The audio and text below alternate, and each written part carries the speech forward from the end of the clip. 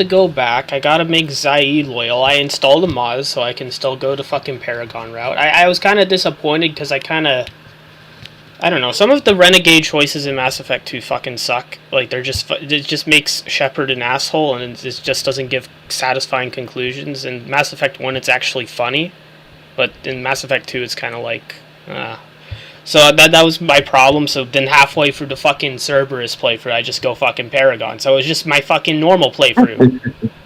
It's just like I know the outcomes of everything, so I don't. Like, I'm bored playing the game, so it's like, at this point, I guess I just have to wait a bit before I come back, because it's like before I was like, oh, I'm so excited, what's going to come next? And then it's like, now I'm like, oh, great, here to do this again. Can't wait to listen to the same dialogue again. Yes, unfortunately, this is one of those situations where, and this is a problem, like, even back in the day, a lot of people, myself included, criticized Mass Effect 4, is that the playthrough changes were very binary, and so the choices were always kind of the same, where it's like, oh, you can be slightly more rude to this character, but the outcome will still be the same. You'll go over here, you'll do this, you'll do that. And it makes sense why it's like that. It would almost be impossible to account for every single different thing the player does, which is, again, why the choices are very binary. I know that one of the big things is that you can, like I said, you can tell the council to shove it when they offer you reinstatement to the Spectre status, and if you choose that, not only do you get locked out of certain, like, dialogue prompts and choices in the game, there's even the slight change with, what's-her-face? Spectre, where Shepard's dialogue will completely change and reflect on the fact that he's no longer a Spectre. Yeah, I launched the game, and it's like showing a bunch of cutscenes. Oh, I can't see it, so hold on. Well, I can't see it because I don't have the stream up. And also, I want to address something here. So, for anyone wondering, like, why are we doing BioShock? First of all, it was on sale for, like, literally $3 and $4 together. So, you know, here we are. Secondly, we are not going to be covering BioShock, and that's simply because BioShock Infinite is very, what's the word? Very divisive, basically. It's very derivative of a lot of the shit that the Parasites would, ironically I can say that because it is accurate, the Parasites, kind of did and kind of ruined the gaming industry as a whole. But yes. So this is kind of the cold opening. Oh, hold on. Cold opening for the game itself. So to give it context behind our guy, his name is Jack. You're never going to hear about this name in the game. So, you know, I'm just going to nip that right there. I'm not going to say much more about this character. It's just he's important. Also, hold on, I'm looking at the stream. Yeah, I know, there's some resolution issues, I just gotta... Yeah, apply it to expand to the whole border. I think that works. Oh! What the fuck is going on? Why is that showing up? Oh. Okay, BioShock. Okay, do I... No! This is fucking... I'm having so much trouble with this. And someone's gonna look at this and say, oh, why didn't you do the remaster version? Why didn't you do the remaster? Because it's like, not, it's 20 fucking gigabytes. Yeah. Yeah, but that has the stability and it's like, whoever that person is, shut the fuck up. Right, shut, just shh. We'll get to, like, the remaster version at a later date. Like, maybe, I don't know, 5 years down the line. Right now we're playing this as it was originally intended. Like this. Yeah, I'm just trying to get this fucking shit to work right now. Again, behind the scenes magic here at Generations Playing. Yeah, I'm making that a thing, damn it.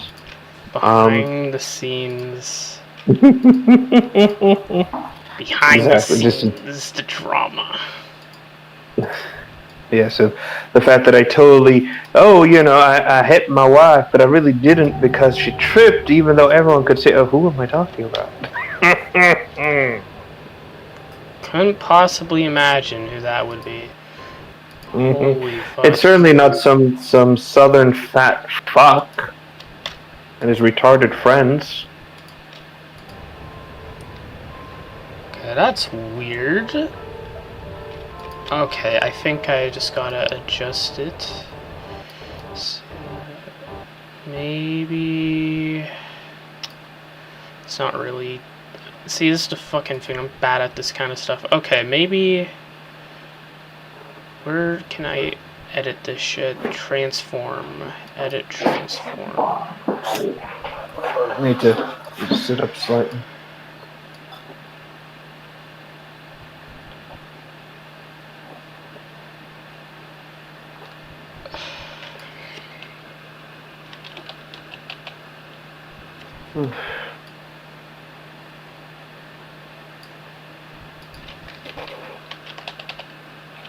And yes, just to clarify as well, for a few things for this game in particular, I believe, what's it called? I believe Digital Extremes was involved in this to a degree, but I'm not entirely sure, so I'll have to, look into that in a moment. Alright, I think... Are we good? Okay! Yeah, we're good. It's a little weird. It's a little... Uh-oh, hold on. New game. It's a little stretched, it's a little odd, but hey, fuck it. It's working. Wait, this is stretched? Oh, no, I was just saying it's it was just adapting everything, getting into position. Oh, yeah, I also have to change the application audio capture so I can, make it so that your voice is louder.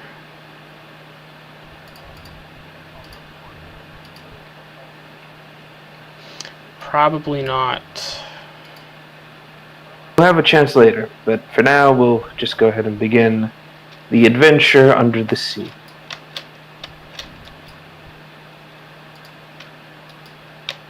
Now, I will say this, the music for this game is some of the most impressive video game music you're going to get out there. The use of violins, string instruments, it really does give this game an atmosphere all on its own. Okay, I think everything's working. Alright, I forgot. Gotta change the game volume to minus... I guess minus 5 dB should be good. That should make it so it sounds right.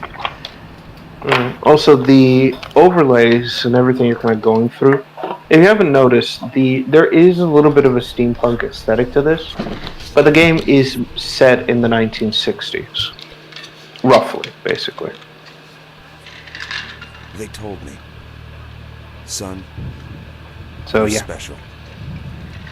You were born to do great things. You know what? Also, I see the They were mouse is going to be a bit of a thing. It's But yeah. Like many of this games of this era, circa 2000s to 2010s, Did a dinosaur attack the ship? Why is there people screaming? Oh, simple. Your plane crashed. Oh, we're on a plane! Yes.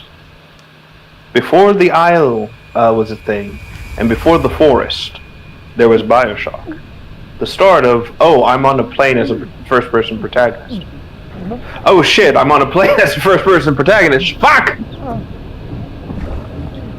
But yes. So, also the intro cinematic with the Bioshock logo is just brilliant. You just see it corrode in real time, which is, again, very, very thematically appropriate. And like I said, like most games from this era, it just sort of drops you in on the very start of everything. You know, basically, oh, by the way, here's gameplay. Have fun. Good luck. Don't drown, fucker. Oh, I can move. Yeah. I do like how basically for the intro, the whole game, the developers found a way to keep you from like swimming away from where you're supposed to go, which is of course a massive oil fire on top of the water, which is a pretty smart move. Like you even see where like moments where the oil will spread out and the flame will kind of like prevent you from going to a specific direction, which is a good way of kind of like corralling you towards the lighthouse that you see.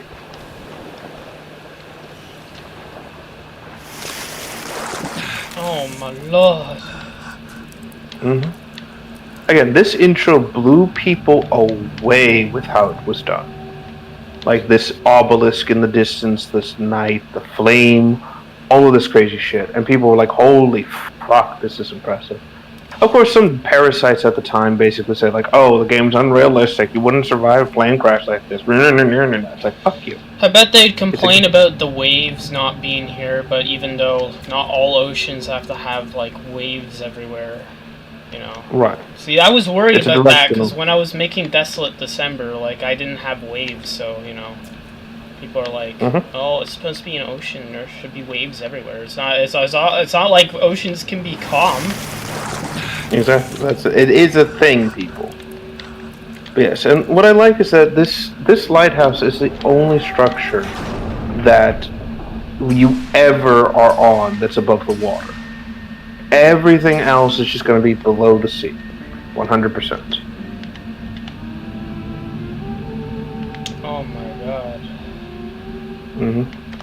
I mean, I'll give it this. It's very grandiose. Again, we are in like mid-50s Americana, 60s Americana, and the use of like brass and gold and the sort of like overt kind of like statue here in the middle is brilliant. It gives you the sense of like, whoever this fucking Andrew Ryan guy is, he is large and in charge, you know? Yeah, so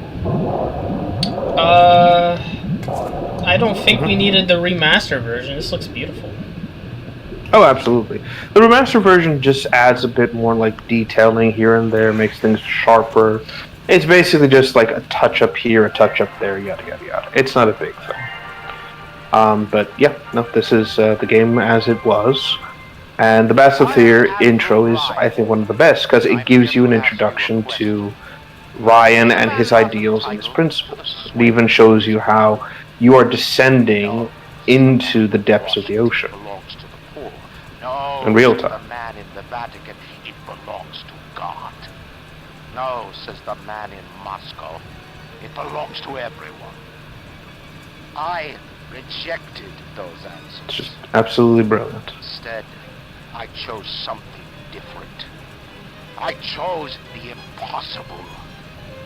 I chose rapture. A city where the artist would not fear censor, where the scientist would not be bound by petty morality, where the great would not... So there's a reason why Ryan is so, I believe that every man's entitled to the sweat of his brow. It goes with his history, basically, but I'm not going to really get into that in the first intro, because, God, I want some, like, mystery for this shit. Okay. And yes, the city is absolutely breathtaking. Like, the idea that... sorry, so one of the chatters is saying, from the Vengeful Spirit, I don't think I've ever played Bioshock. I'm just trying to feel better, Vengeful, but, you know, I'm so far loving this game. Oh, yeah. It's a great game. You can pick it up now. Like, at the time of recording, everything's on sale for, like, $10 for the whole series. So I would recommend getting it if you have never played it before. It's great. Again, the idea that you build a city underwater, like, the amount of manpower, time, and infrastructure alone to build this sort of shit is nothing short of impressive. I mean, again, speaking from some experience, being an oceanic being myself, oceans suck when it comes into building anything. You know, you have to be careful with how it's set up. Pressure changes, differences.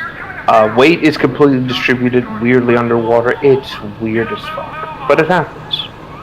The Vengeful Spirit says, Same. I've been sick the past few weeks. I haven't been to school or work in 3 weeks. Jesus. I hope it's not something serious. I had to sit in a machine for 2 hours to check my goal. Okay. See, as soon as I said, "Oh, I hope it's nothing serious," he just immediately says, "Oh, it was my gallbladder." It's like, "Oh, fuck. Well, I hope it's." Oh, I'm so sorry to hear that. I mean, at least you're doing better than the guy who we just saw get absolutely bisected by some bitch with hooks.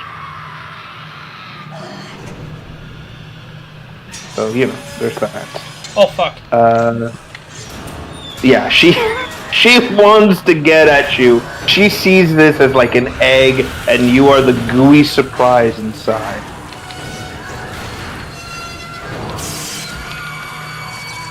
Again, this is what I mean about the horror aspects of this game. They do this remarkably well. You are helpless, and there is a predator out there looking to rip you apart. I don't know how you survived that plane crash, but I've never been one to question Providence. I'm Atlas, and I aim to keep you Jesus. alive. Again, I hope you make it, man. Everything I eat gets... Oh, I'm sorry to hear about that, Vengeful. I mean, I'm trying to lose weight right now, so I've been playing on the VR headset, so... Yeah, I mean, hey, look at the positive side. You will be slimmer now, so hey, there's always that.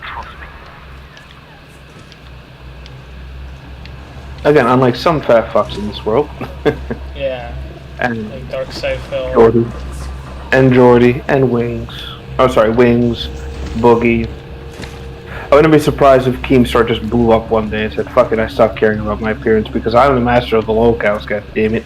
Yeah. So yeah, this is also to kind of give some context. We are in the welcome area, so basically, anyone who came to Rapture or was invited would come into this area. So it's basically supposed to be like a big, fancy, underwater sort of like train station slash what's it called? Airport basically, but for like underwater spheres and stuff like that. And again, I think they did a great job kind of giving this impression that this is how people came in. And, you know, we see it all, this sort of like decay set in, the decadence, the elegance, the fact that there was clearly protests and riots in the street and everything like that. Like people were clearly pissed about something. Well, I'm not really like fat, but I've noticed I've been gaining weight, so I'm just trying to get back into being active, Been depressed for the last 3 months. I haven't really been doing much, but I'm still pretty skinny, but I like to be skinny.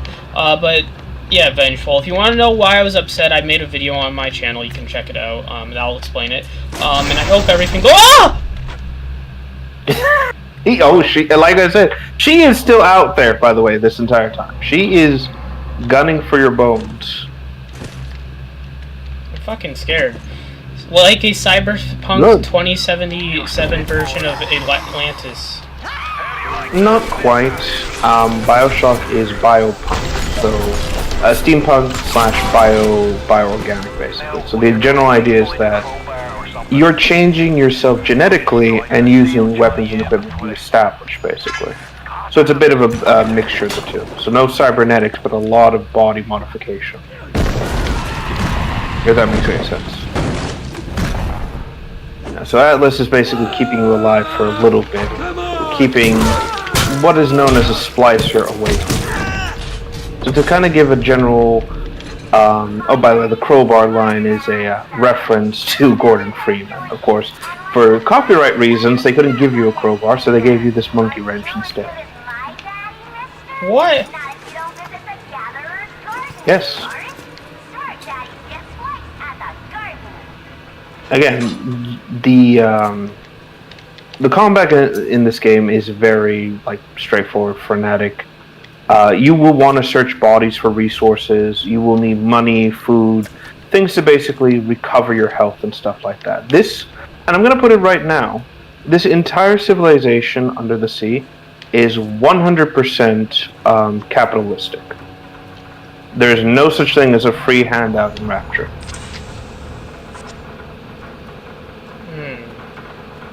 Yeah, so you want to scavenge the trash, the dead bodies, anything and everything you can find, look for it, basically.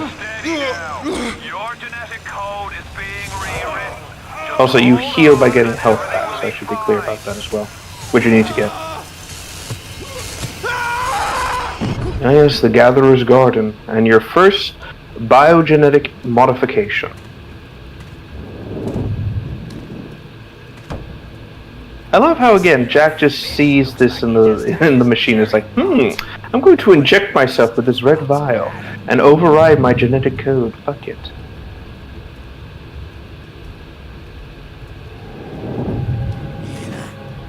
Let's buck weak. You're a weak shopper. This little fish ain't worth towing, but nothing that yellow always had been. You'll be no better off with Metal Daddy, little fish. See you floating.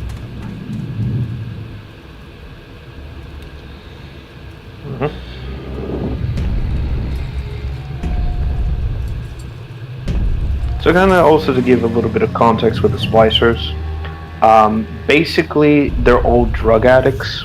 Oh. And the detail I like is that if you knock off their party mask, you can actually see the disfigured face underneath. And this was actually inspired by plastic surgery gone wrong and basically the faces of meth, essentially. So you know how you injected yourself with that vial and basically started to generate lightning between your hands? Yeah. If you take too much of this stuff, it'll start changing your genetic and your physical form, slowly but surely over time. Your face will start to sag or melt off. Your body will develop boils based on certain things. Hell, even your body's adaptations to the new organic weapon you've become slowly becomes more and more unstable, and thus your body reflects it, depending on the type of plasmid, which is the thing you've injected yourself with, gives you, essentially. In this case, you have the powerful ability known as Electrobolt. Basically, you can use it to jumpstart machinery and electrocute enemies. You get to use something known... Basically, yes, Compound V type shit. Yes, basically, that's accurate. Also, you may not want to waste all that Electrobolt, because if you... if you use too much of your abilities, you run out of Eve. And Eve is basically the substance that keeps generating your abilities. Oh, fuck. So the pneumo, the trash can you just looked at, had an Eve hypo in it. So what you want to do is touch the, do the pneumo, take the Eve hypos, and re-inject yourself. Again, this is what I mean. Scavenge everything you find for every, trash can, body, everything. And yes, because you're playing Crash here, the debris actually starts to affect some of the, The debris will actually affect some of the areas in the starting location, like the tail of the plane that just went through that bridge, basically. Which I should also mention is really bad, because once these sections flood or break, there's no stopping everything in Rapture from flooding. Bulkhead doors have to be sealed for a reason, essentially. Vengeful was saying, so you use a Bioshock to a game called Bioshock in an underwater place where electricity is deadly. Good idea. The electricity would come back to you. Essentially a suicide ability. Basically, this is actually a gameplay mechanic, where if splicers stand in pools of water, you can actually shoot an Electrobolt at the pool, and they will automatically kill them. This game encourages the player to basically use these abilities in any which way. As for Electrobolt, in the lore, basically, people would get this ability to jumpstart machinery. Imagine, for example, there's a power outage in your apartment and you can't get to the generator. Just shock the fuse box, boom, you got instant power back into the system. Again, it's just a poor case that, yes, we are underwater. Yes, people with electric hands is not really a good idea, so, shit's fucked.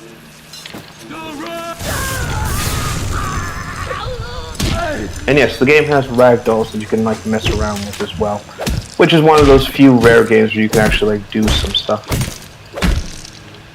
Also, to be clear, you don't get to use Eve hypos automatically, or you don't manually need to re-inject. Jack will use them as soon as the Eve runs out, or the Adam runs out of the system.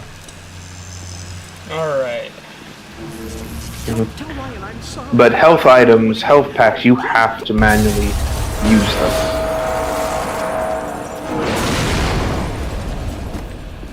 You good there? I notice you keep whacking the dead bodies quite a bit. Yeah. Just taking my anger out on them, you know? Fair enough. Feels good. After everything I've dealt with, it just makes me feel better. Besides, it seems like I'm taking them out of their misery anyways. Well, they're not zombies. They're just insane because the, like I said, plasmids just warp your brain, basically. They're mentally unstable because of how many drugs they've been taking, essentially. Which, again, is completely understandable given that in Rapture, and this is another big thing, like I said, Ryan doesn't believe in limitations for someone's abilities or their sort of shit, right? And this is the general problem with this. Like, there's a reason why we have limits on science and like limits on what we can realistically do with discovery. You know, we test the shit for a reason. But Ryan doesn't believe it. He just thinks, we should use scientific discovery as soon as it's discovered, and thus unregulated use of a wonder drug in an enclosed environment led to extensive drug use. We couldn't handle it. Best friends butchering one another. Oh yeah, this scene with the female splicer got so much heat from people because they really thought they really thought that she like the implications that she killed the baby essentially, when in reality she's just talking to a revolver in the what's it called? She's talking to a revolver in the in the crib, basically. Unlimited power. Basically, yes. You get to be Palpatine for a little while. And just start shooting shit with lightning. It's like lightning, fucker. Yes, and there is a bit of an exploration aspect to the game. So now that you've left the general starting area, you can now explore these maps a little bit more widely, essentially, looking around for more resources. You'll usually find it as health packs, Eve, money, etc., etc., and even audio files in audio recordings from characters who will usually talk about it.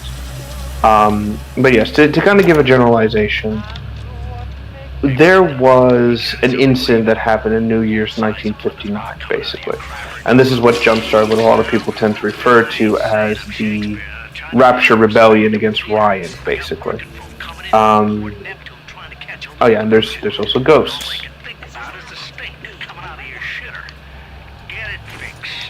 Rapture is weird, alright? I'm just gonna put it out there.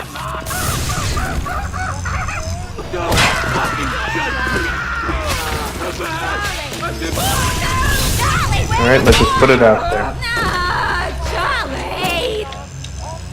Why are they... What are they talking about? What, the recording? Basically, I guys hear some complain. woman just screaming. Saying, this isn't right. What's going on? Oh, that... Oh. That... Yeah, some splicers will be hidden in... Yes. They are ambush fuckers, and they like to wait around for shit to happen.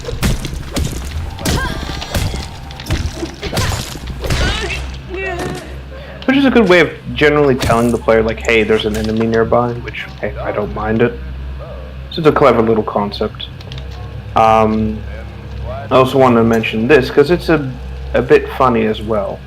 That splicer that came out of the door, the crazy lady, when you shocked the guy who was standing in front of that door, you actually interrupted a conversation the two had, which is basically, he's bitching at her because he wants to get into the room, to get more of the Adam she's hoarding, but she's telling him, no, it's mine. When you shock him and kill him, she actually comes out of the door and asks, like, what the fuck happened, basically. And you can actually get into that room and get the drop on her. Again, this game is very reactive when it comes to its environments and some of the enemy placements. The genetic material that keeps the wheels of Rapture turning. Everybody wants it. Everybody needs it. And here's our introduction to the Little Sisters. This is the most fucked up thing about this game, by the way. Because Adam can be kept inside the body and it takes a while for it to break down in our system, when a body and a person dies, what's it called? The Adam stays in the system. Little Sisters have the unique ability to extract that Adam by using these large needles to draw the Adam out of a corpse, typically through the blood.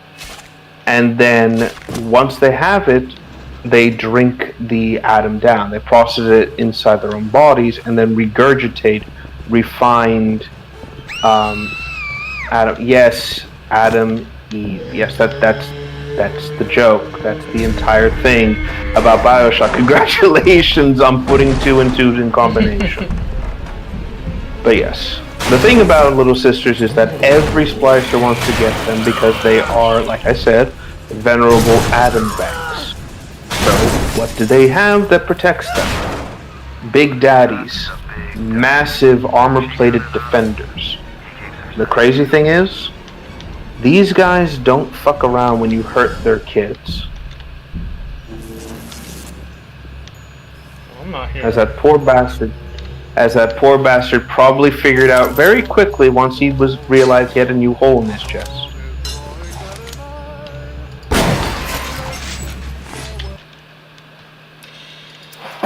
Okay. Mm-hmm. I see now. Yeah, There's there's just an so much to ecosystem. take in here.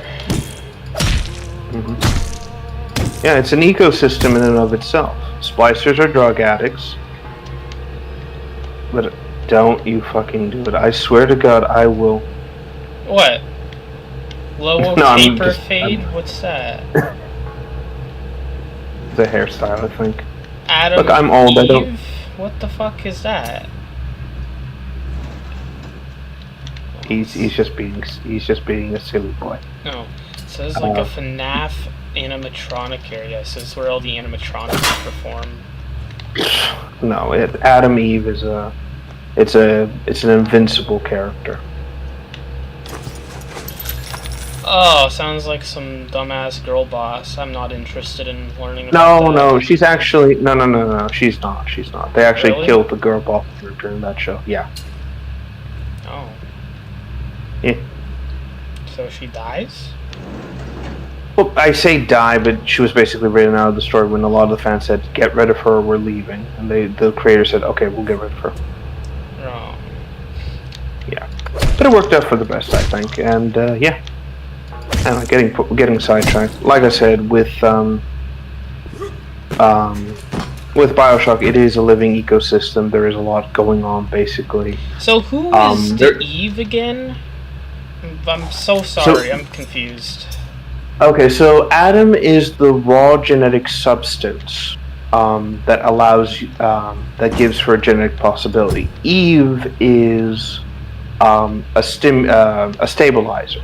You take Eve so that way you can access the Adam-induced abilities that you have in your system, and it also keeps the Adam from completely destroying your body from the inside out, basically. Come on, bite the apple, Eve's garden. Yes, which is also kind of funny. That's why God condemned us all, because Eve went and bit the apple. So, no. Oh no. I'm not. No, but according to fucking. Fair warning, this is not going to be the only time something like this is going to happen in the series, in this game. Trust me. You want to kind of keep your head on the swivel.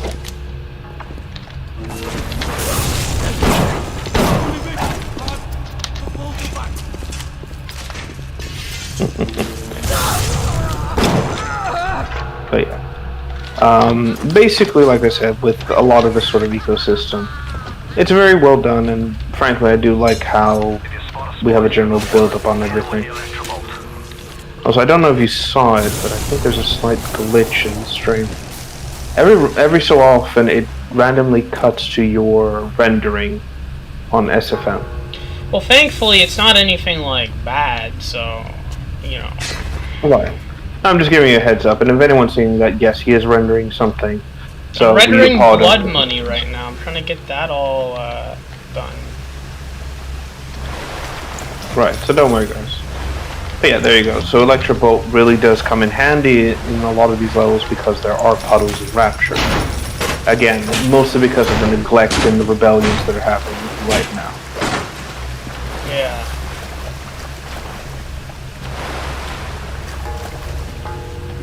Also, just to be clear, if you electrify the water and step in it, it can do a lot of damage to you. So whatever you do, don't shoot Electrobolt while you're in water. It goes both ways. Good.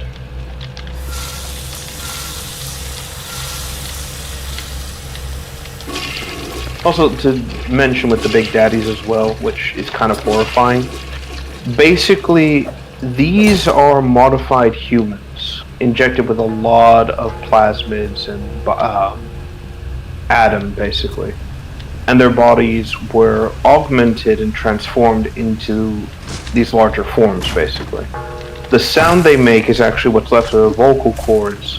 Because they can't communicate with the little sisters like you and I can, they make sounds to attract them and keep them safe. Basically, they'll do a low growl if something's getting too close to them, or a loud growl to call the girl to his side again.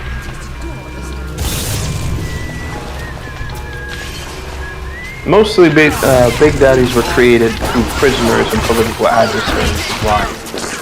So, most of them were some form of criminal or enough. Whether they were criminally just or not is completely up to your interpretation. Also, I love how you just smack the fucking what's it called? The fucking trash can, and apparently that triggers the security system. No, it was Ryan's favorite trash can that you fucked up.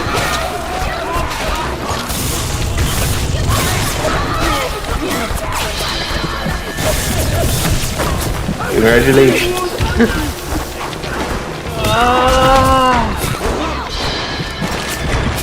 I don't even know what's going on. Well, basically, it's a survival situation. You gotta fight your way and basically try to make it. That's all you got? It's Ryan! Goddamn Andrew Ryan! He's found him. He shut off access to Neptune. There's another way to get there. Try to stay calm. Don't give in to panic. This is what can kill you in these old games.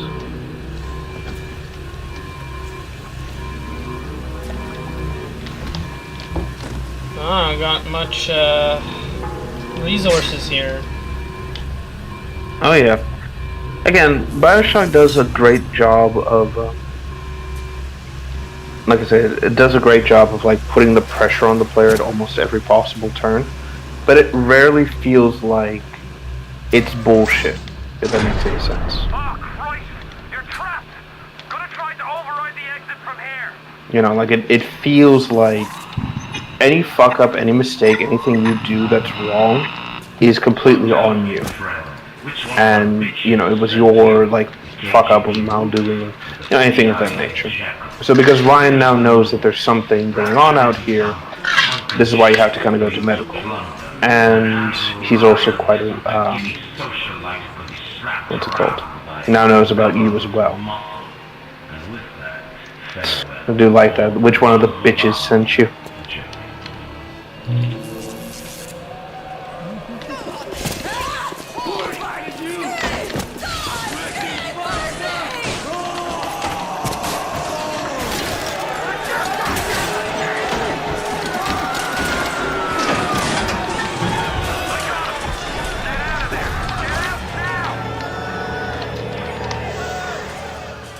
So since we've already met the big man himself, I think it's appropriate to kind of get into a little bit of his history. Since I don't think this is going to be touched much on this game. Basically, Ryan was born in Soviet Russia, and basically was around during the whole what's it called? Oh God, what's the word? The start of the Soviet Union and shit like that. Basically, witnessed his mother get killed by the KGB, and managed to escape to America. Hence why he has such an intense distrust and dislike of the Soviet Union and anything, socialist, basically. He hates it with a burning, what's it called? With a burning passion. Meanwhile, you get these, what's it called? These sort of situations with, I'm trying to think of the right word here. Hold on. Because there is not enough disk space. This is really fucking annoying. That's not a good sign. Yes, a burning passion. Like, his hatred for it is so intense that it can be described as mania, essentially. It's always this fucking disk drive, like my fucking C drive. It always loses space, and I don't know why. Because every time I restart... Oh god, why the fuck... No, get this fucking video out of here. I don't want to see this shit. Delete.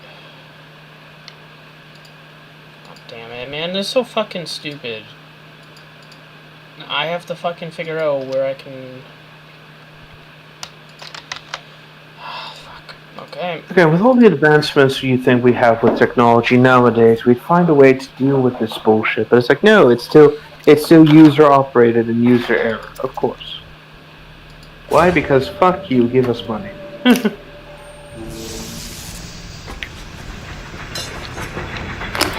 me. Just getting something out here real quick. 1 second, please. Now you've met Andrew Ryan, the bloody king of Rapture. Now find your way to emergency access. Hey, there, you going to the big game tonight? I heard Ryan's Raiders are playing. No way, Jim. It's not safe. Haven't you heard? Atlas's bandits are everywhere. Hold on a second there. Remember what Andrew Ryan says. If you do Let that, me see. bandits win. Take your family to Frog and Arcade. Go out and shop. Give Introverted for anyone to know this. Welcome to the Circus of Value.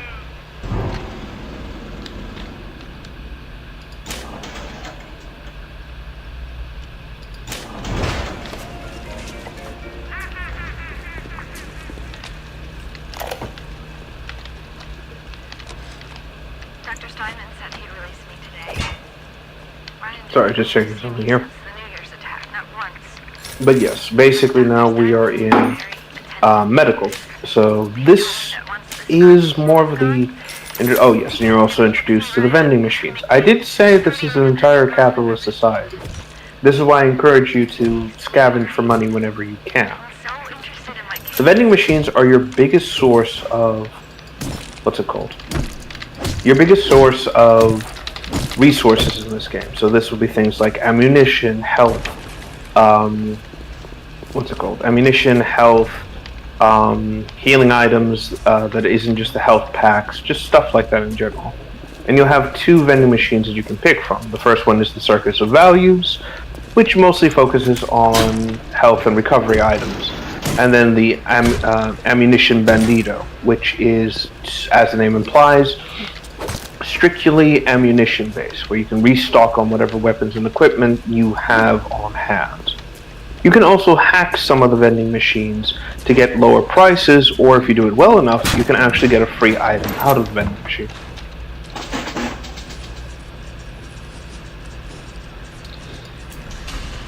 And this isn't just a gameplay thing. The game does actually touch on this, with Ryan even saying that, it's come to my attention some people have been able to hack the vending machines.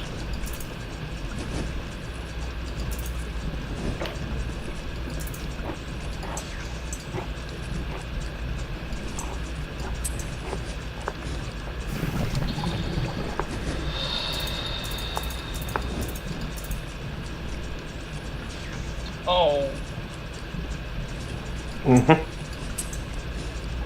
So you want to remove all the tiles as soon as the game starts, because if you don't, and that blue goo manages to get into a pipe or a pipe segment, you can't move it from its location.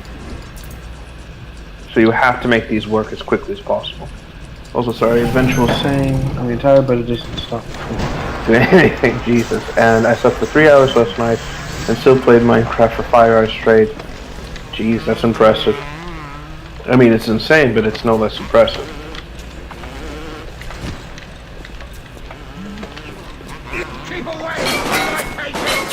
You can also speed up the hack once you have the tube basically all set up. It's a very straightforward process. A lot of people though don't like it, and I don't see why. And yes, when you can also hack the turrets to get them to fight and fly for you. I also love the sound they make. It's one of those weird childhood noises that is stuck to the devil.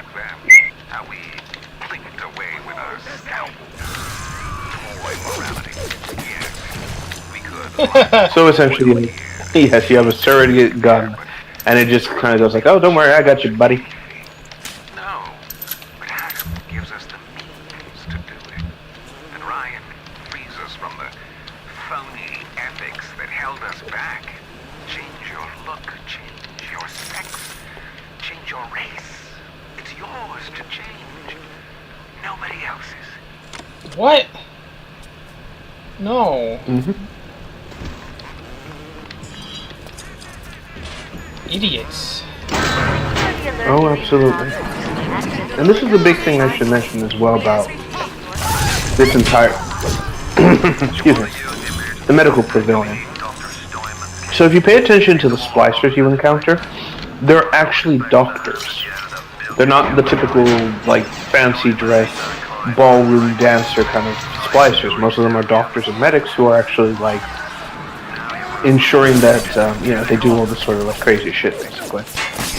And the guy who's basically in charge of this place is known as Dr. Stein, who, as you heard from the recording, really, really likes the idea of playing with quote-unquote morality and doesn't believe in the ethics of, medical practice, essentially. Where are you going? Sick bird that he is. Also, wow, I didn't know you could shoot out that glass. In all the years I've played this game, I never tried to do that. Well, I just assumed it wanted me to. Huh. Well, they come into the room, and most people typically just kind of set up a defense in there and use it as a choke point. I guess because, again, in context, I guess it makes sense. They are there, and they're like, oh, here we are, so... Yeah, you learn something new every day. Get him! Get him! You fucking little drone, shoot him! Shoot his ass!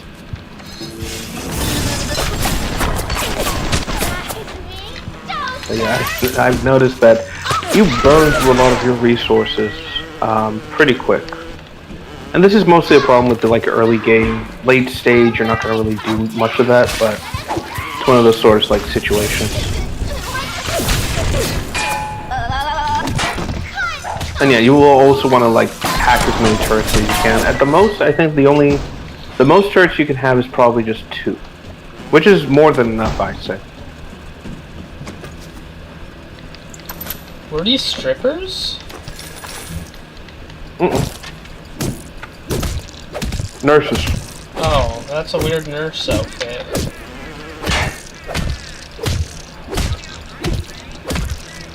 I think they're dead now. Hopefully. Actually, wait, no, I think I might be wrong on that.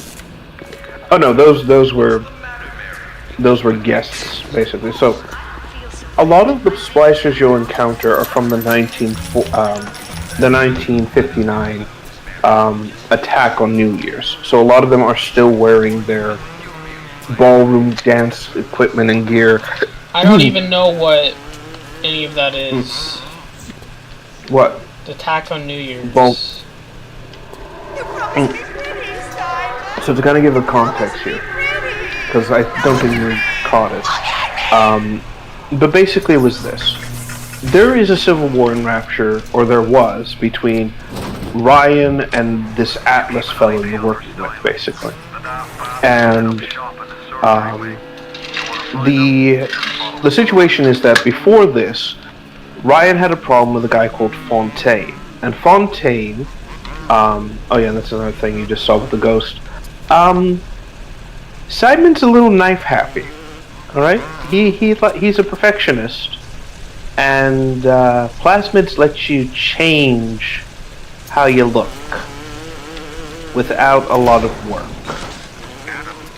So, yeah. As your tools improved, so to your standards, there was a time I was happy enough to take off a war. Again, guy is bat poop crazy. Real circus freak into something you can show in the daylight, but that was then. When we took what we got, but with Adam, the flesh becomes clay. Fucking psychopath. Anyway, so the New Year's attack. So basically, the whole thing with the New Year's attack is that this was at the end of the whole Atlas and Fontaine plot. Fontaine got lit up like a Christmas tree by Ryan after something was discovered.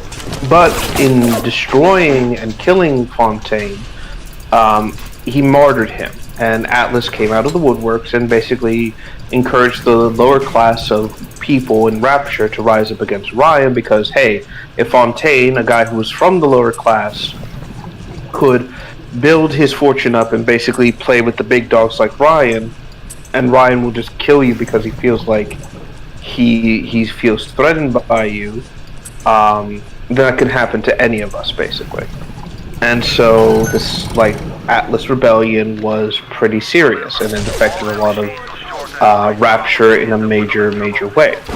And so what wound up happening was that when, again, roughly around this time period, after Fontaine was dead, and there wasn't any danger or any issue for Ryan at the time, he and a lot of his constabulary basically attended the 1950s New Year event because they believed that the 1950s, you know, it was going to be their finest year ever.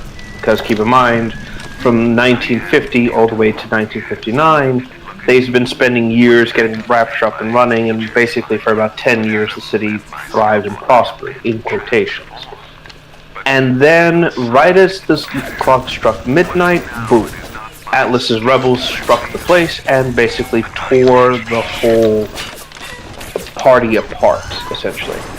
Unfortunately, Ryan wasn't there at the time and left his then girlfriend high and dry, basically.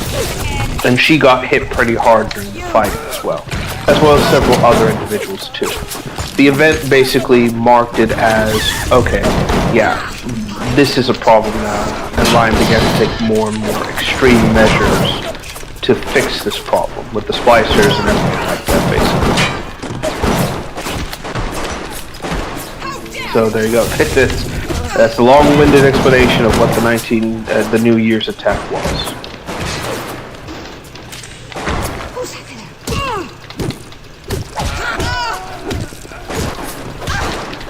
See? Also, yeah, have a great night, Vengeful. Hope you have get better too. Good night, Vengeful. Sorry, this game is so stressful. The combat. Oh, absolutely. Oh, absolutely. Splicers are no joke. They will jump your bones.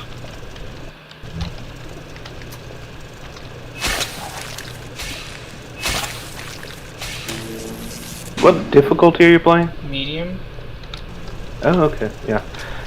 Again, this was the time era when medium was like an actual challenge, but like not bullshit impossible. What can I do to make my... Oh, by the way, those health stations you see, like on the wall, if you hit them, they'll drop health packs. Where are the So if you break them, hold on, I need the stream to catch up. So they'll have like health, the what's it called, the medical thing. They're on the wall, and they're, you know, they have a little like red cross on it, basically, a red and white cross, I should say. So just smack it a few times, it'll break, and then you can pick up the health that they drop. You can also pay money for it to heal you, but you're better off breaking them because you get the full health pack. So that's like a lot more than what you should. And yes, we have Dr. Tenenbaum as well. As she basically points out, she was a prisoner of war individual, brilliant child at the time, and basically just what's it called? Just ran with it essentially.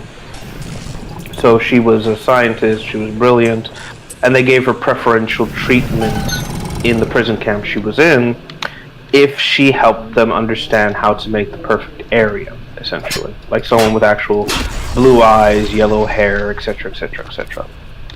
And when the Allies basically raided the camp and got her out of there, she was one of those Germans that got taken out from, like, you know, across the, what's it called? The Iron Curtain, basically. Oh. Yeah, but she wasn't trusted by, what's it called? She wasn't trusted by, oh, what's it called?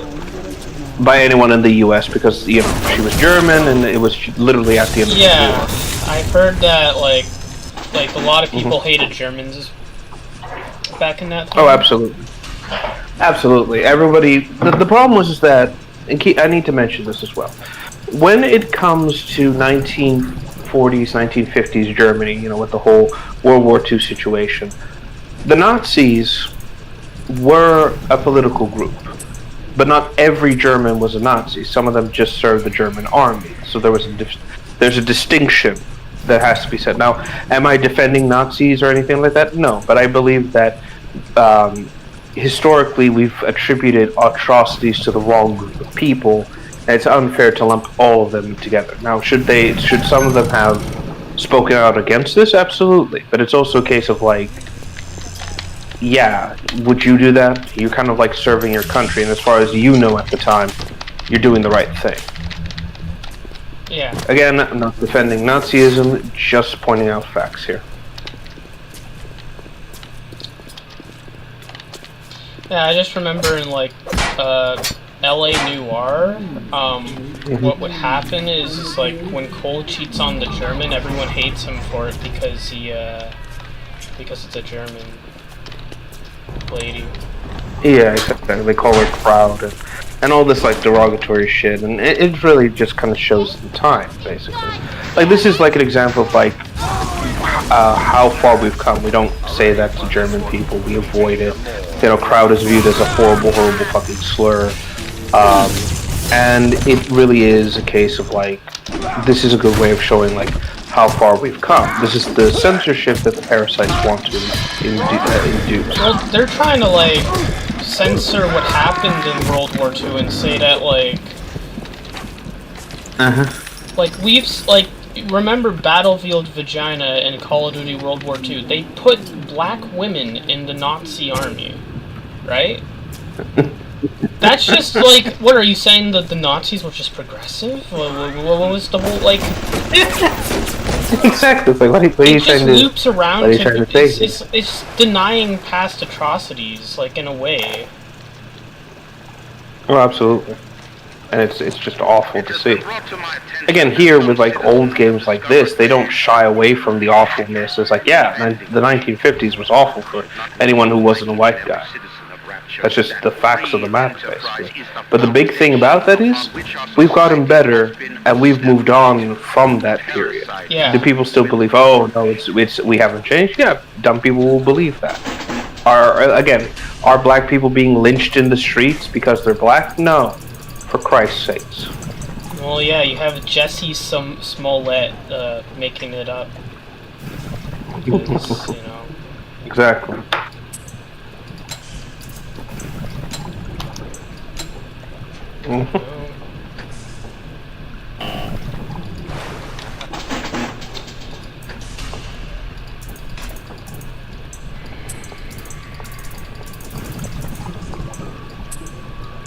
But yes, I should also mention that audio recording by Ryan basically confirms what I said before, that what's the word? That people would hack the vending machines and basically cause it to spit out more shit for, you know, etc., etc. And this is what I mean about, like, Ryan. He embraced capitalism at all its cores. And like I said, in Rapture, there's no such thing as free handout. Everyone is competing with everyone, and basically anyone can make themselves something in Rapture if you apply yourself, basically. And that's how, you know, this whole, like, competition thing became this major cornerstone of Bioshock. And I think this is, like, one of the big things that a lot of these more, let's call them what they are, progressive lunatics fail to understand, is that this game is a critique of capitalism. But it's not like capitalism bad. No. It's showing you that, hey, this is what happens if it goes too far. In a healthy, well, it's not like way. they'd understand that, because they're just fucking... Well, a lot of them are just fucking college kids who got into extreme debt, and they have all this propaganda told to them that, oh, capitalism is so bad, even though if they were under communism, they would be put to the wall and shot. So, like... And these people, they engage in, like... They engage in capitalism, like, a lot of these people, like... They I don't know, how do I... Like Hassan, for example, he got paid $2 billion to show for Assassin's Creed Shadows, and he wants to say he's a socialist when he puts all his money into fucking mansions, when he's fucking he doesn't even believe in some of the shit he's saying because he just wants to make the other side look bad. Like, I'm sorry, I have better words to describe this right now, but I'm just playing a game, so it's, you know. But the point is these people are, like, they don't understand how good they have it. Like, if, like, communism is not any better. And it's definitely worse in a lot of ways. Right, and that's the biggest example I can think about, is that, again, this game criticizes the faults of capitalism, but it doesn't paint it as a universal evil, and, oh, we need socialism. It shows you what happens when you don't have these checks and balances in place. What happens when you overthrow big government. What happens when you don't put in regulations. What happens when you don't keep control on certain things within that free market. Again, this whole shit, like... From the looks of it, it sounds like they don't even have, like, a proper government here. And, I mean, Andrew Ryan was talking about how he didn't like God, so it's like... They don't have, like, religion, they don't have government, and it's like, you know, doesn't sound like the world we're living in right now, because we have a government, like... So, to kind of give an explanation, Ryan created the city, but didn't put himself as king. He's the chairman of Ryan Industries, which is the biggest company that runs shit in Rapture, basically. There is a council that is an elected body and oversees the judicial side of Rapture specifically, and ensures that law and order is maintained. That's the whole point of the council. But the problem is that the council ultimately is beholden to the companies and the organizations in question. And again, who owns the largest portion of Rapture? Fucking logos are all over the place. Whose name is around every corner? Ryan Industries. It's all over the place. So there's the big thing as well. Oh geez, I just saw what happened with the stream there. And yes, this is also one of the big things about the game's respawn system. You go to Vita Chambers. It's not a traditional respawn, and you basically are put back to the previous point, but a specific amount of money is taken out of your account, basically, to respawn, essentially. So keep that in mind, and this is also why you want to use the health kits whenever possible. You don't have regenerating health like another game, so you have to make sure that you're using those health kits when your health reaches a certain certain threshold. Alright. Anyway. I'm sorry, I'm just having issues with this shit. Yeah, I see it, don't worry. So, to kind of get back with the whole council thing, Ryan Industries basically owns and controls a large portion and basically has an unfair monopoly on almost everything, and Ryan's been sitting pretty well. Throughout this entire thing, you've kind of noticed the chain motif going on, the hand holding up the chain, things like that. See, that's the thing too I want to mention, is that, like, if anything, this could be a criticism of, like, American, like, corporatism, which is not, like, capitalism. That's just, like, having a monopoly over everything. That's not a free market. That's just having all the big people in charge of shit. Oh, absolutely, and I think that's the best example of this, is that Ryan, in order to keep this quote-unquote free market free, he created this philosophy known as the Great Chain of Industry. And essentially every person is a link and everyone works together to move the chain towards progress. It just so happens that Ryan and a few others are just slightly more above every other link as it is, basically. And again, this is what I mean. He owns a monopoly on almost everything in Rapture. And it shows in, like I said, Rapture Industry, what's it called? Ryan Industries, like the logo plastered on almost everything. You see it in just basically every direction you look. And it shows that Ryan really just wanted control, wanted capitalism to run wild, and has done it in such a way where he's basically at the top of almost everything. In a few later moments in the game, Ryan will mention this, where basically, where basically the state, because again, after he left Moscow, he went to New York, and he tried to make it big in New York. And while he was successful as a businessman, taxes and shit basically kept sucking away his resources. The power was being taken away from him, and as Ryan sees it, they're no different than the socialists who said everything you own belongs to the state, basically. Yes, he got to keep more of his stuff under the US and under, capitalism, but at the same time, it wasn't everything he had, and being a millionaire he was, more shit would be taken. Yeah. And again, we see a bit more with Steinman's insanity unfolding. Again, this is what happens when you have a perfectionist as a surgeon. Yeah. Yes, and that's another thing as well. You're going to need to find a way to clear the debris.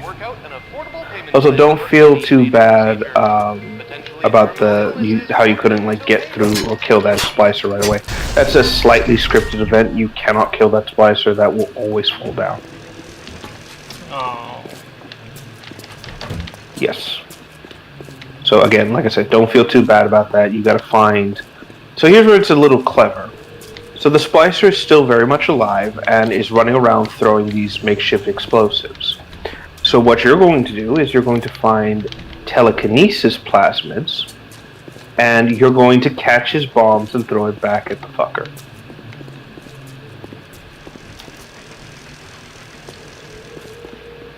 Again, this game hands out plasmids like it's fucking candy at some points, and again, it shows how unregulated the whole splicer thing was. Like, again, look around at what you've been picking up so far. Medical supplies all over the floor, uncovered needles that you're just shoving into your wrists and injecting with God knows what. Again, I'm calling it right now. Jack is just full of super AIDS right now. Like mutated, unriddled, new strain AIDS.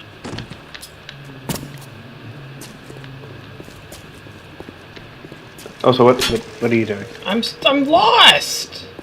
Okay, I thought you knew. Okay, so you're going to leave this area and you're going to backtrack slightly. Basically, you're going to go to. There's another area you'll get to go to, which will let you pick up. What's it called? A new plasmid, basically. You can also open your map and it'll give you the location where you need to go to next. So I forgot how much this fucking what's it called? How many health packs this game fucking gives you?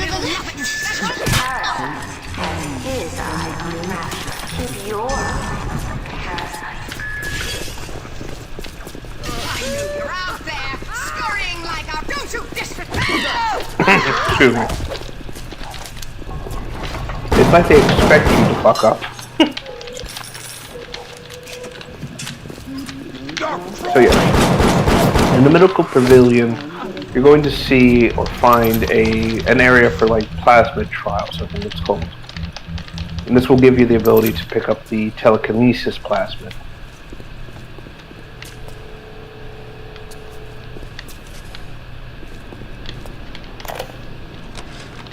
Simon, I know medical pavilion is your matter, but you might want to cogitate on this. Ocean water is colder than a witch's tip. I'm sorry, I'm also just checking something here. The pipes freeze. So, while we do all this, I'm going to look up a little bit of the weapons you're getting, because I'm curious about something. Frankly, I don't give a toss if you piss or go fishing. But once Rapture starts leaking, the old girl's never Let's gonna see. stop. And then I'll be sure to tell Ryan he's got you to thank. Let's see. Okay, so the wrench is the wrench. Okay, the pistol is... yeah, you picked it up at the Kashmir restaurant. There's no trivia about what these weapons are based on. But basically they are closer to the sort of 1950s, 1960s weapons of the time. Also, that ice you see, you can't do anything with it right now. You'll pick up a new plasmid which will give you the ability to set fire to things. So for right now, don't worry about the ice. I didn't think I'd be coming back here. BioShock has the ability to do a little bit of backtracking. Not much though, so just kind of keep that in mind. You want to kind of get a general idea of like some of the areas, or keep in mind about like the places you've been to.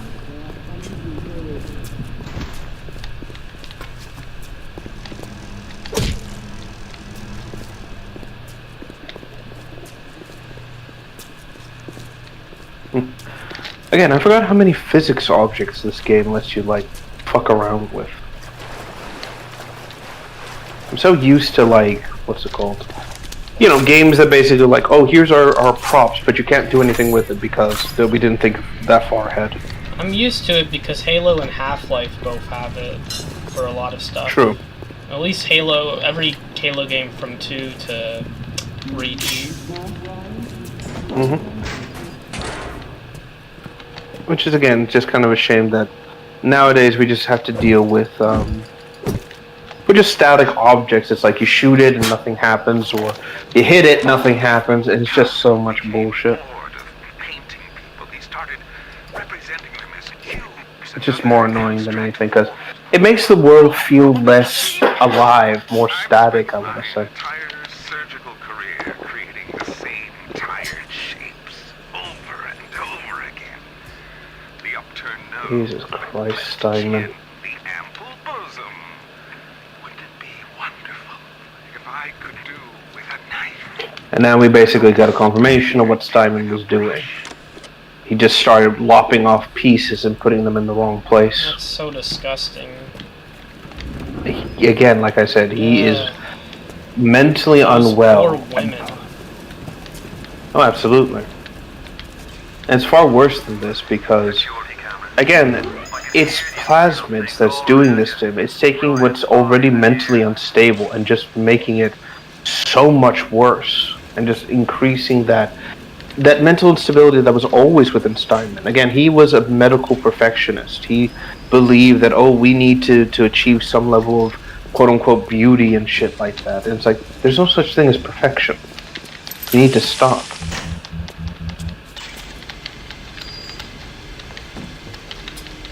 If you hit, by the way, I should also mention, if you hit the security cameras with Electrobolt and then approach them, you can hack them. But you gotta time it in such a way that you can actually get to that camera.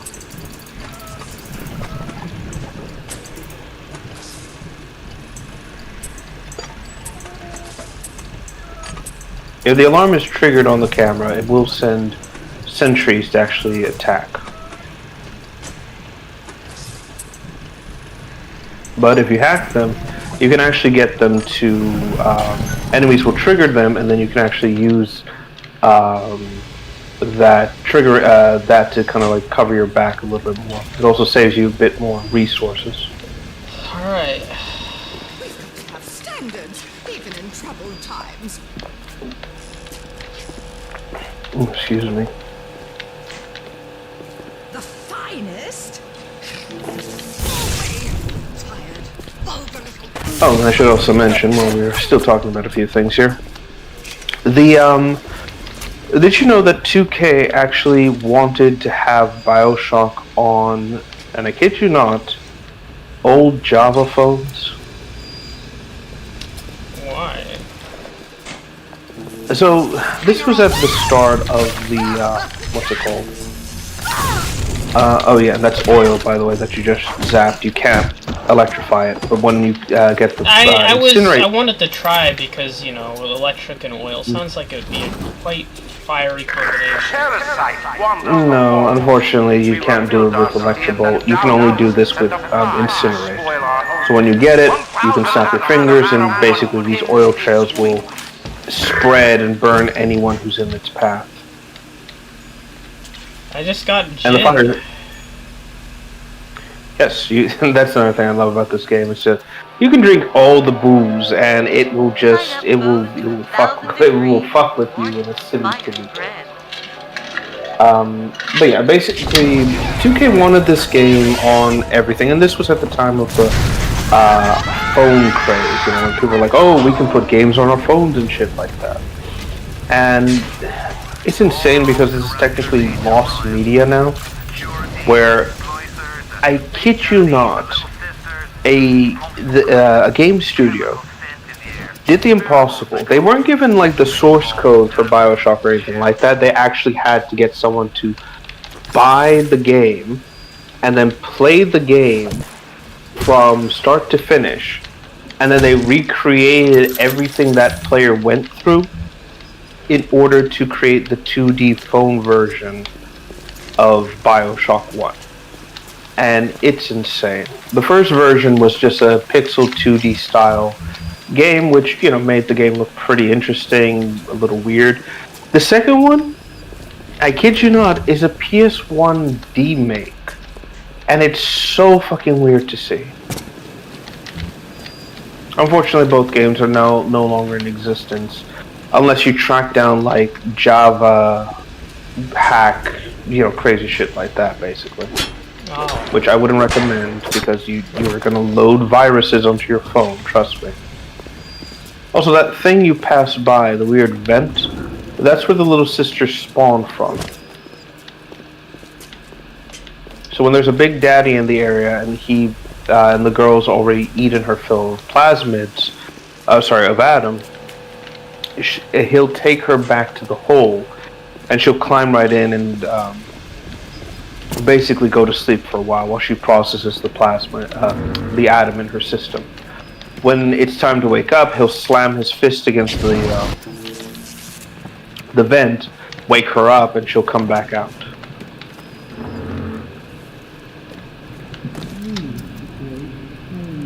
So again, a little ecosystem. But now that you have the incinerate plasmid, you should now be able to melt some of those ice sections you saw. And this would take you straight to the location where you can actually go to get the telekinesis plasmid that you'll need.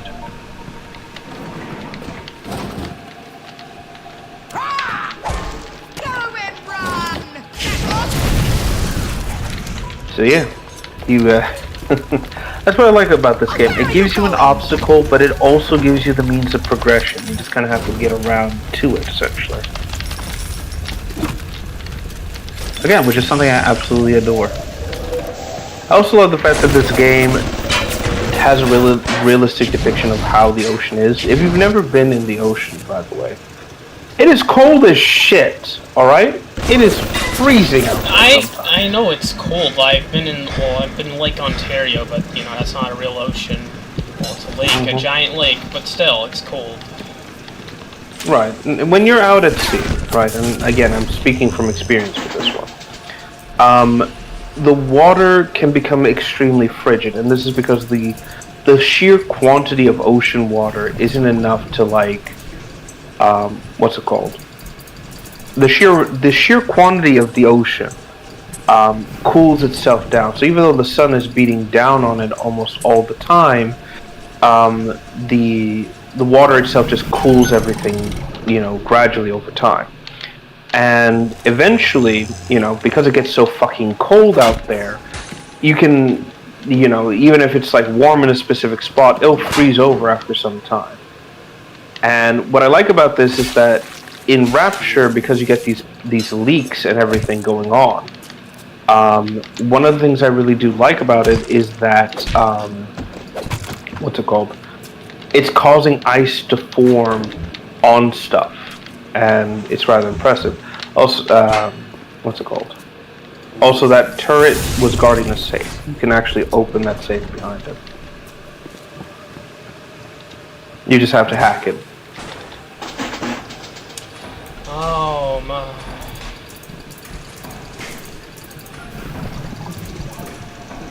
Fucking morgue. I mean, at least they actually tried to bury their dead out here. Literally, they'll bury them out at sea, like in the water.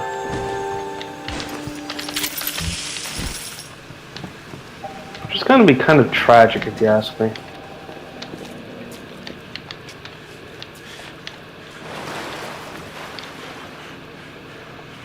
That's the fucking FNAF 2 mask breathing sound. No, it's the FNAF 3 sound for when you get the hallucination. Never mind, I messed it up.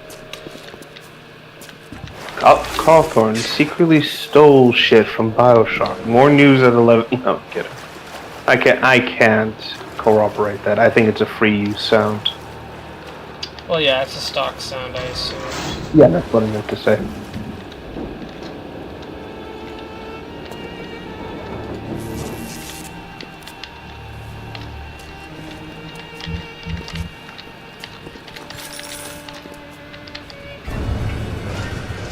This fucking splicer, he knows, like, ooh, someone's there. I'm gonna shut out the light and be a dick.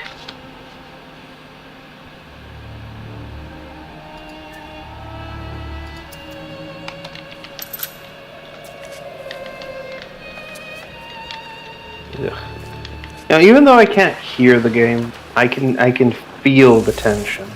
It's reminding me of like how jumpy this game makes can make anyone. Yeah, there he is! There, you fucking dick bird!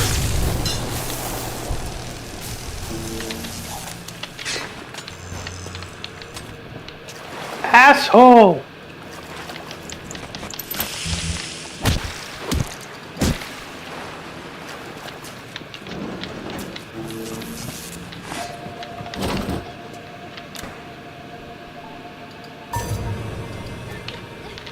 So it's a detail I do like with this doctor that if you, I don't know if you've noticed it, but when you made the when you turned the corner, he actually you can actually see the big morgue door close before you make the corner, and basically it shows that section is just hollow. So he actually spawns from the other side. Again, I do like that. It's a subtle fucking thing if you ask me, but it's clever.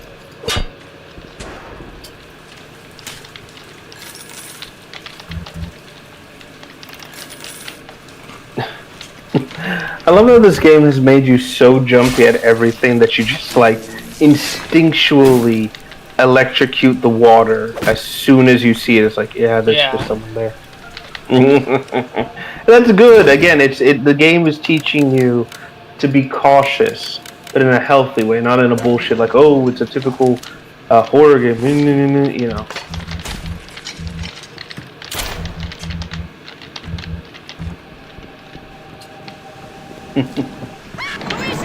And you have the code for that door now. So that's another thing as well. There will be code doors like that scattered around the place as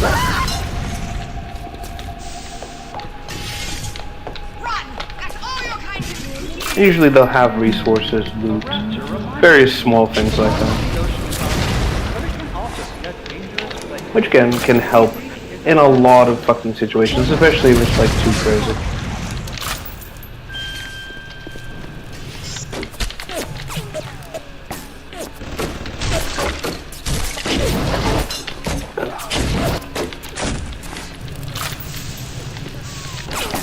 let's see.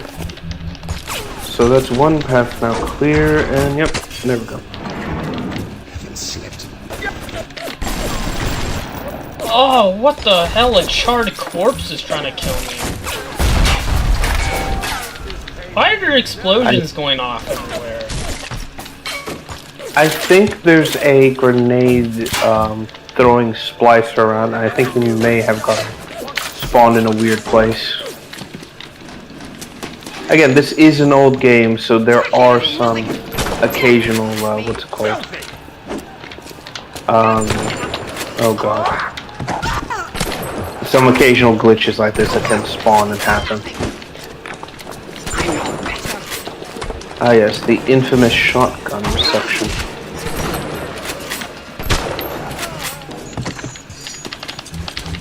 The splicers attack you from the shadows and give you a good idea as like how strong the shotgun is and how best to utilize it. An all-purpose weapon. Okay. Also, I love the fact that, again, because we're playing the original version of this game, the frame rate on Splicer's deaths and like the ragdolls are so low. It gives us this weird sort of like artistic ballet interpretation before they go down at a lower frame rate. It's like something out of those old animated stop motion films and the like. I didn't even notice that. Again, you're fighting for your life, so I don't blame you for not realizing. I noticed that there's slightly lower frame rates. I will give the game this. I do like the fact that it doesn't do fake out death that often. It's a nice little detail, and it's something I appreciate. Like, the horror of this entire game is organic. It's not like, quiet, and then, you know, jump scare. It's more like a build-up of tension and fear, basically. Yeah. Again, this is the subtlety of horror that was lost when, unfortunately, games like FNAF came out and it's like, oh, jump scare, scary. I mean, granted, it can be scary. Well, because at least with FNAF, it's actually like a build-up to it. It's not like it's meant to be cheap. Exactly. Like it's a subtle build-up. As soon as you again, you are tense the whole way through, and your instinct is like, oh, get this done, make sure the lights are working, do this, and then if you don't do it, then you can expect something to come at you from the shadow. But it also doesn't help that if you do it in just the right order to make it to 6 in the morning, oh, look at that, you made it by the seat of your pants.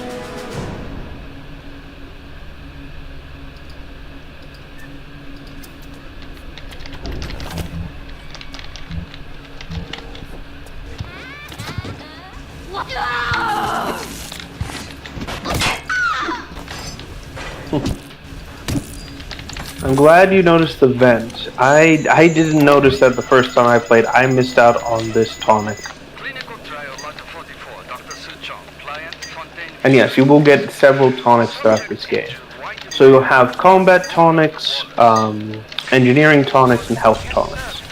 And these will basically give you some utilities based on what you'll need. They're slightly different from plasmids and, you know, Adam that you absorb into your body, basically. Oh yes, and here's that fucking bastard.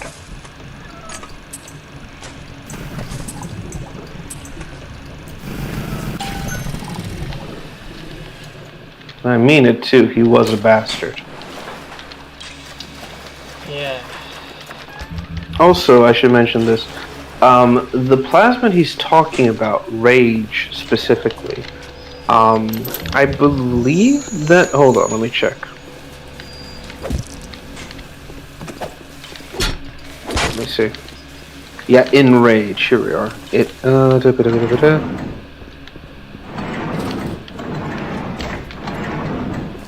Oh no, so it is a plasmid you can get, and basically how Enrage works is, you don't get it yourself. It's not a plasmid that you can ingest and make you stronger. but it is something that you can throw at enemies and make them so enraged with one another they'll just start fighting each other.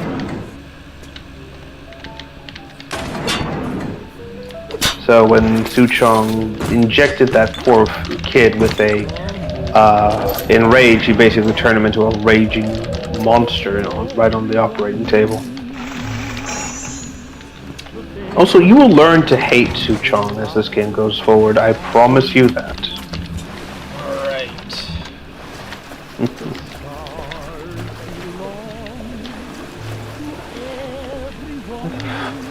Sorry, again, I read some of these location names. Dandy Dental. Who the fuck says, oh, let's call this Dandy Dental? And it says painless dental, so... Well, I assume this was back when, you know, they didn't have certificates. It was. Again, it's the 50s. I don't think as strong anesthetics were created at this point. I think this was a strictly like Vietnam sort of thing. You know, because I know morphine was like a big thing at the time. Oh, this is supposed to be a dental office. Why the fuck is there a dedicated racquetball area? Yeah. Like having McDonald's in a fucking hospital. Yeah, kind of like, what the fuck? Yes, and as you can see, telekinesis works. So this is supposed to be the... Yeah, it teaches you. Like, the thing about telekinesis is that it's good for catching certain objects at a certain speed, but the problem is that you really can't stop small objects that you can't really see. Again, in this case, you know, bullets, basically. You wouldn't be able to catch them because your mind and hand-eye coordination wouldn't be fast enough to predict when the bullet would hit you.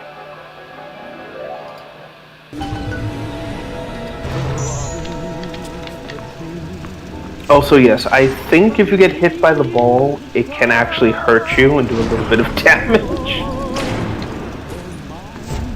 Yes, and here's where you have to make one of the choices. Pick either Incinerate or Electrobolt. But you will get the opportunity to upgrade your plasmid slots a little later. So again, not to worry about that too much. So this is why there's all these physics objects then. No, basically, you can just go to town and say like, you know what, I'm gonna take this, I'm gonna throw it at your face.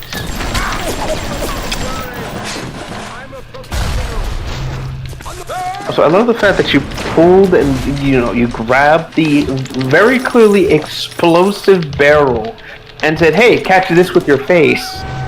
You didn't even throw it at the guy, you just said, fuck it, here, take it.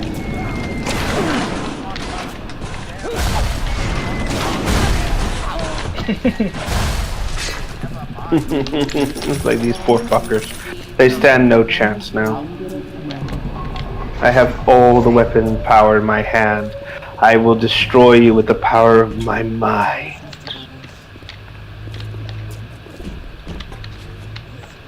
Okay, yeah, so the maximum health kits you can carry is 9. So you'll need to actively use the health kits to get more health kits.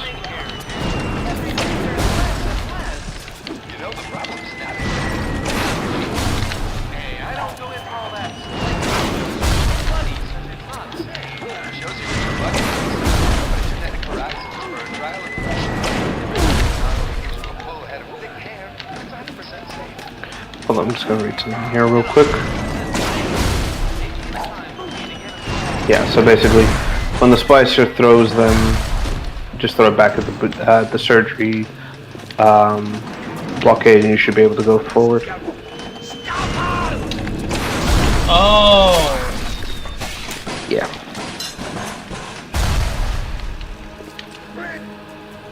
Jesus. Again, you're good. It's you instinctively go like, "Hey, I should throw this back at him." It's like, wait a minute.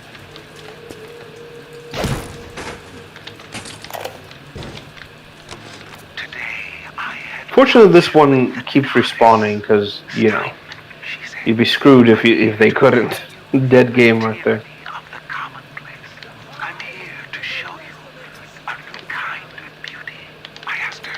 Oh god, Steinman. You sick fuck. It's time we did something about symmetry.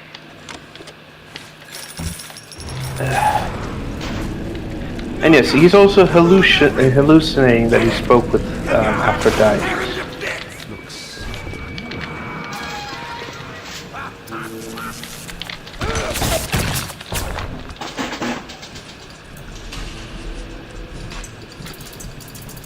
Again, you are a sick man, Dr. Steinman, and you will pay. Oh, yes. I hope so.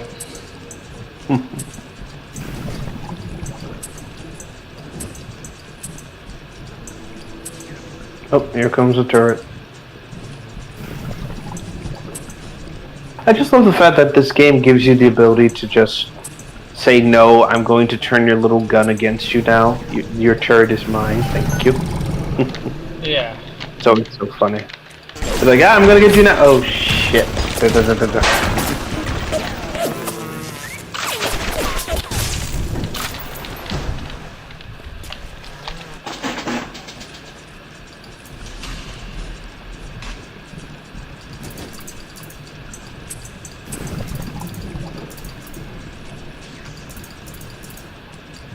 I have no idea what that blue gunk is when you do the hacking. It's so fucking weird that that's the hacking minigame. And then the second one is a completely different hacking minigame, which is weird. Yeah, basically it's not a QTE, it's basically a, hey, this thing's gotta start moving from left to right and you gotta click on it as soon as it changes direction, basically. Mostly because apparently people really didn't like the, what's it called? This version of the hacking minigame. And it was specifically because the goo would just move too quickly, or someone would have, big issues with the puzzle aspect. It's like, okay. So they changed it to something a little easier.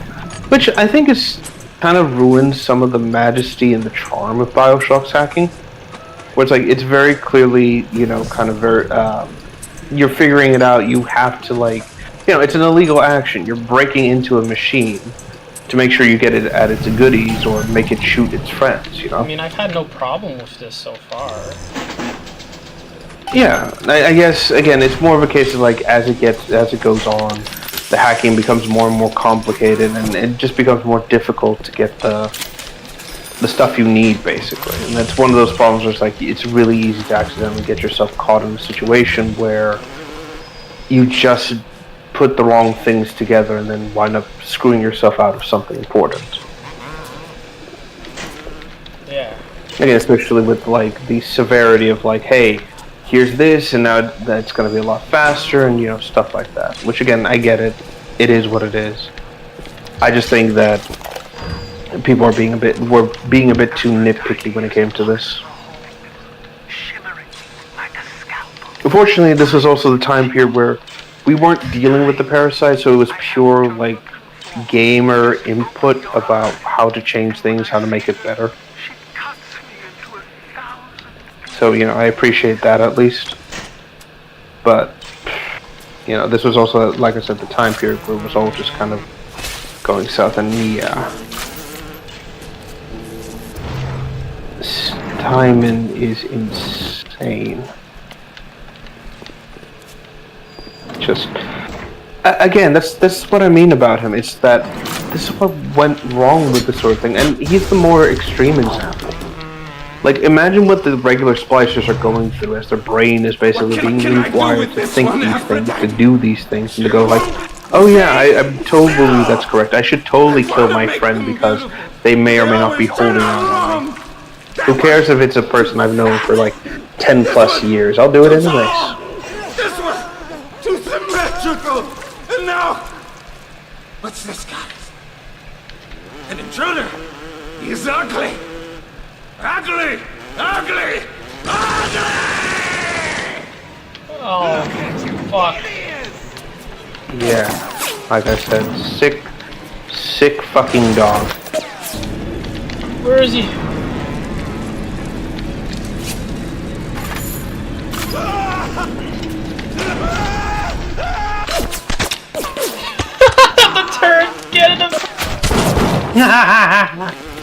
He's Suck on it, fire! Simon. He's on fire! Oh, he's jumping in.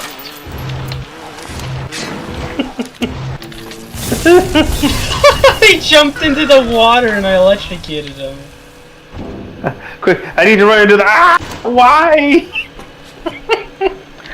I'll give you that. Like this is the fun, like the more like direct way anyone has taken out Steinman before, and I love it. It's, I don't know why, but it's just comical. And again, you're doing like shit in this thing that like not every person has done, and it's just absolutely hilarious.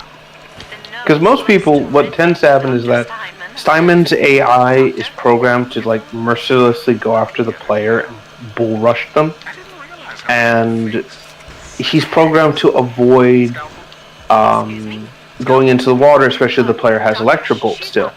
But because you have telekinesis and Electrobolt, what's the word? Electrobolt and telekinesis, his AI took that into account. It's like, okay, I'll stay out of the water. But you wound up hitting him with the exploding thing, forcing his AI to go into the water to get rid of the fire, and they just proceed to immediately electrocute the whole thing, ending the boss fight in a few seconds. Where usually some people have to take like a few minutes to take him out because of his aggressive AI. I just threw a gas tank at him, he lit on fire and got electrocuted. That must have been a painful death for him, and he deserves it. Oh, absolutely. Like I said, he was butchering people left, right, and sideways. He did not give a fuck. Make sure you get the key off Steinman. Head back to emergency access. I'm working my way to the backside. What's insane is that Steinman's reputation as a good plastic surgeon during Rapture's heyday is mentioned by a lot of other characters, especially in Bioshock 2. There'll be a moment where a character will mention how another character's like teeth are well done, and even says like, he flashes me these like $600 Steinman grade teeth at me and tells me to stop working, like that sort of shit. Like, oh yeah, that makes total sense.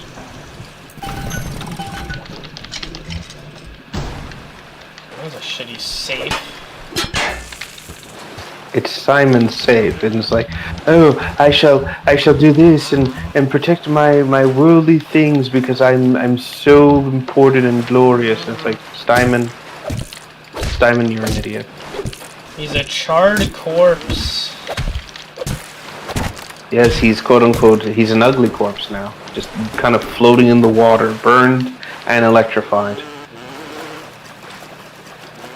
Yeah, like I said, this was one of the harder boss fights. Again, this is why the arena's full of, like, health stations and this sort of shit. But again, you just kind of ended it in a few seconds and said, yeah, no, fuck this shit. Again, we're just, like, weirdly comical. Because, again, most people struggle with him.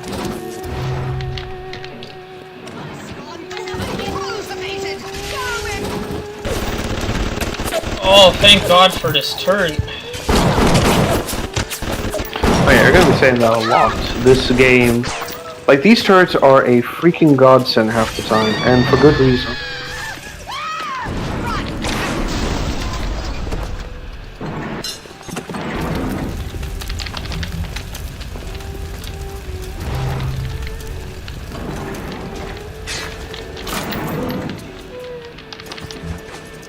Sorry, I'm just checking something here.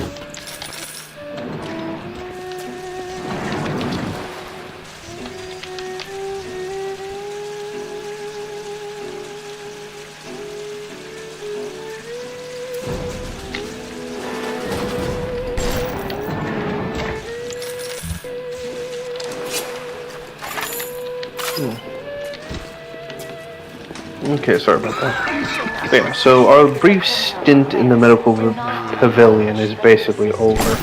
So now we'll have an opportunity to kind of like head back and kind of continue where we were going. Sounds like another tunnel collapse. Welcome to Rapture, the world's fastest growing pilot joke. What the fuck? It's a little one. Here's your chance to get some Adam. Oh yeah, that fucker will just keep spawning. It's like, oh, I'm still important. I think this is more of an AI thing. Because it's supposed to be able to like let the player do what they have to. Stay away from her, or it is you who will be shot next. Easy now, Doctor. He's just looking for a Yes, we got a brief flashback to our history. I'll not have him hurt my little And a ones. dead Big Daddy as well. Not a child. Not anymore, are they? Doctor, Which again, if anyone can kill these things, it is a feat in of itself. Have you no heart? I'd have to And this is where the game's big moral compass system comes in. And one of the other things that this game was viewed as controversial at the time you won't survive. is what I also like the fact is that Dr. Tenenbaum is also trying to help the little sisters. My wife and child for Tenenbaum, the Frankenstein. Here. There is another way. Use this. Free them from their torment. I will make it to be worth your while. Somehow.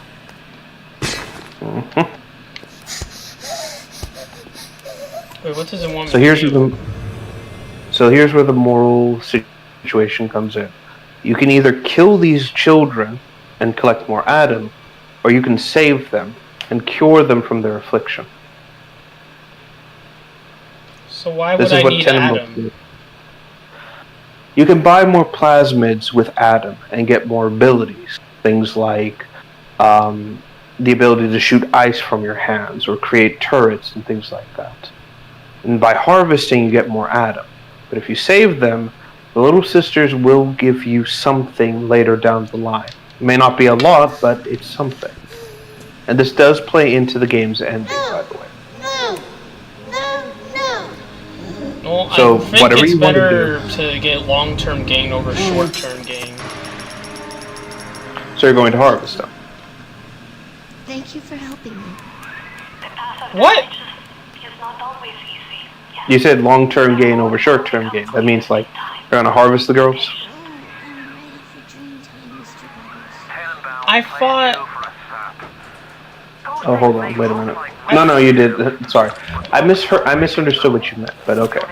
So you've chosen to save them, which is good, and you do get a small bit of Adam for what you do with them as well. Well, I am not like Make sure you pick up a new Heartless, a monster. with that, and also it's just like it seems like it's more beneficial to go and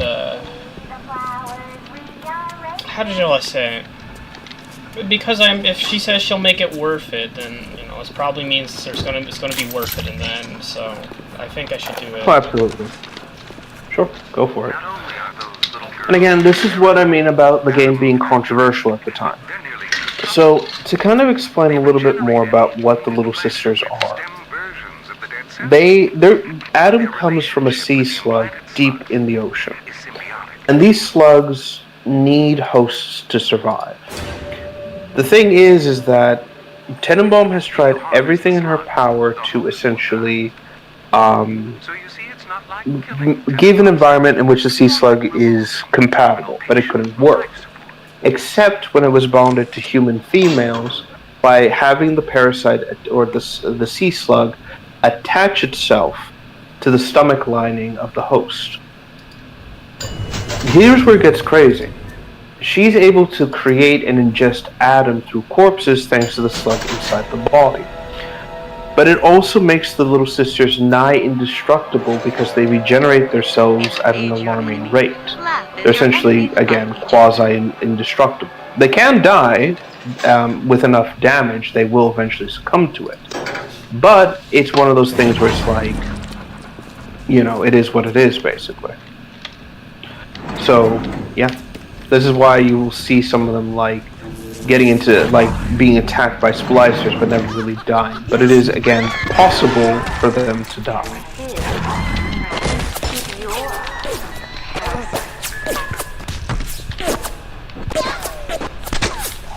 See?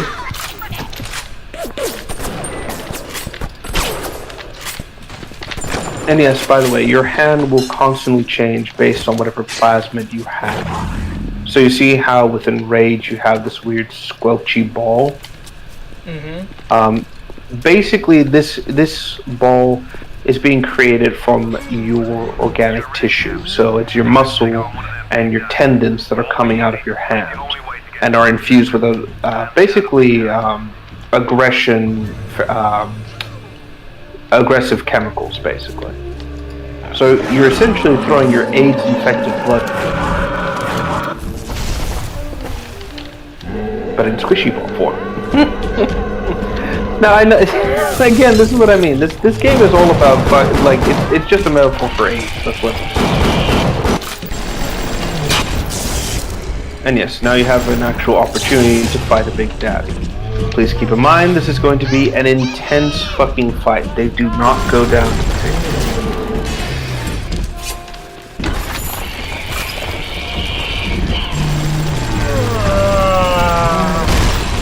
Can I even kill this thing? That seems impossible.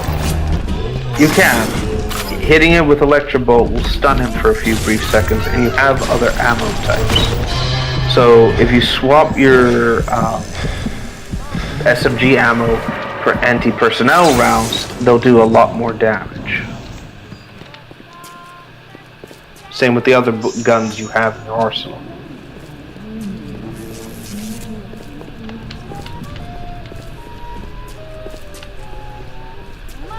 I also see that you have that that combat ability that makes it so you're what's it called? That whenever enemies hit you, they get hit with an electric blast. Clever. Again, thank God for the Vita Chambers.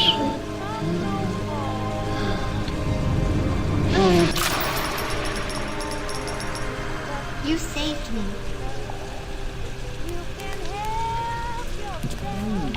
At least his health doesn't respawn, which is a small blessing in and of itself. Otherwise, these fights would be impossible. Emergency access. Come through as soon as you get there. You got Ryan's eye now. You won't hear them coming, but it'll be there before you know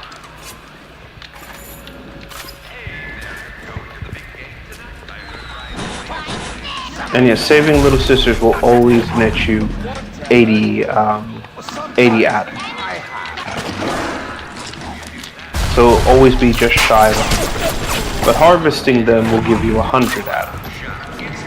And a little bit more depending on how many you've done it to.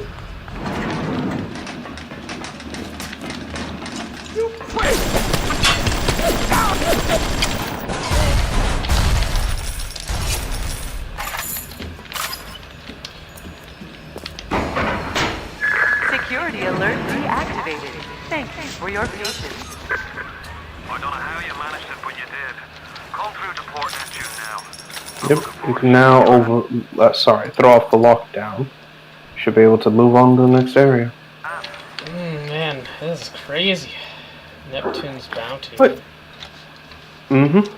So Neptune's Bounty is, this is the fish refinery, basically. So this is where a lot of Rapture's food came from. Mostly fish holing deep sea fish, capturing things. What's it called? Seashells, basically anything like that would allow people to kind of like survive. Since you really can't grow food underwater like this, it's impossible to really get fruit and vegetable. So you have to make up for it with whatever you can catch from the ocean. Also, I hate to ask, but do you mind if we call it apart here? There's a Bible. Oh yeah, that's another big thing I wanted to mention. When Ryan created Rapture, he made it a point to outlaw any form of religion. Publicly, I should say. And you could practice your religion in the confines of your home, but that was it. Any sort of expression of religion was strictly prohibited. This is where the smugglers came in. People who would take personal bathyspheres and go to the surface, smuggle goods and supplies, and basically run the risk of the outside world learning about Rapture, which Ryan feared would eventually lead to like the US government and Russia coming down here and either destroying Rapture or trying to take it over by force, and essentially steal all the resources they had, mostly plasmids and the like. So smugglers basically broke the law and brought in contraband. This would be cigarettes, booze that weren't created from distilled ocean water, religious paraphernalia, including, what's it called? Including Bibles and the like. All crazy shit. Also, the Big Daddy you're attacking is a Rosie. It's a variant of the original Big Daddy type. Will I fight it, or is it just going to be a corpse?